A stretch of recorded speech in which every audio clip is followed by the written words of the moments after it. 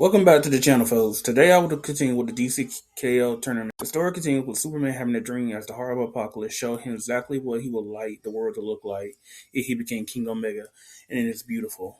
Superman woke from the dream as the other champions who won their previous battles showed up. The Heart then told the champions that the next round is where the remaining 8 fighters must select someone to help them defeat their next opponent. Their choices are among the champions who lost since the tournament started, with the race to determine who the 32 main members will be. The Joker, who somehow acquires more Omega energy, is given special privilege by the Heart to select whoever he wants from all the realms of reality. The champions made their choice, with Superman choosing Shazam, who lost at the very beginning. Their opponent is Guy Gardner, who chose Hal Jordan, as he states that he always picks his friends over strategy. Lex Luthor, who chose Supergirl, which is a double-edged sword, as Supergirl hates him, while his opponent Aquaman chose Hawkman for an air seat combo. Wonder Woman selected Bit Barda as their opponent Cyborg chooses Connor Hawke, the second Green Arrow. Zatanna chooses her on and off again boyfriend John Constantine, with her opponent being the Joker and his mystery partner. The round begins as each team of fighters are fighting in their own separate arenas. I will talk about each round separately, starting with Joker versus Zatanna. Joker partner is revealed to be the Batman who laughs. Zatanna and John use magic chains to bind the two, but it soon became clear to John that the partner is not really the Batman who laughs and he has no dark multiverse energy. Instead, it is the imp from the fifth dimension who constantly antagonizes Superman, and no, I will not say his name. It becomes clear why the Joker pits him to bring back an old favorite, Emperor Joker, who is by far one of the best reality warpers in the DC universe, as this overpowered character did the worst damage to Batman in history.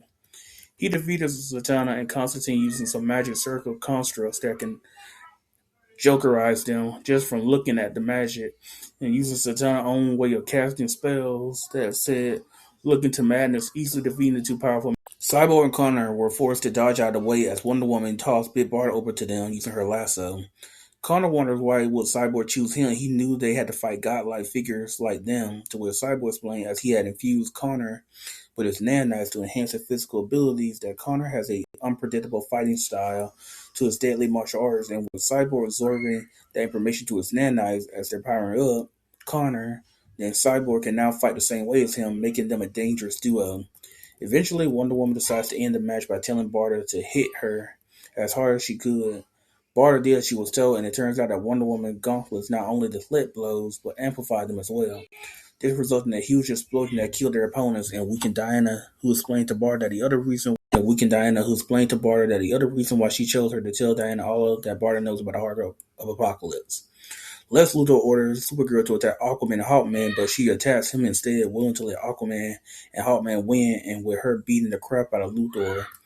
Luthor, however, uses the chance to hit Supergirl with red kryptonite. I guess DC settled on the idea of making that color be what causes the krypton to go into rage, and it used to have different random effects on the victim.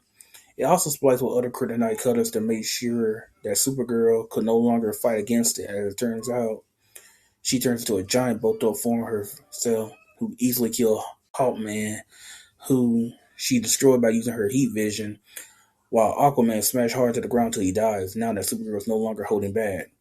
I let this battle slide since I'm aware that the writers simply wanted Luthor and not Aquaman into the finals, despite Aquaman getting a huge power boost that makes him a huge threat in the DC universe now. The final part to this is Superman against the Green Lanterns, and we get to see what Hal Jordan used to bring as his one weapon of choice, a Black Mercy plant. This plant is a parasite that once it attaches to a person, it allows the person to live out their heart's desire. Thanks to the tournament, Superman's current desire becomes palpable as we get to see him turning the Earth to a utopia, allowing him, even in the modern era, his birth parents and his immediate parents again to finally meet them. He wants this, but his talk with the Mercy Lois is what helped him break out of the dream.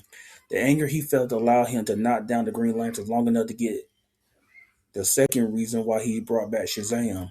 Shazam can share his powers with the others, and that is what happens as we get to see Superman with the power of Shazam. He looks dope, and I really want a lot of these new temporary powers that have been going on since DCKO started to make their return in the Superman comics.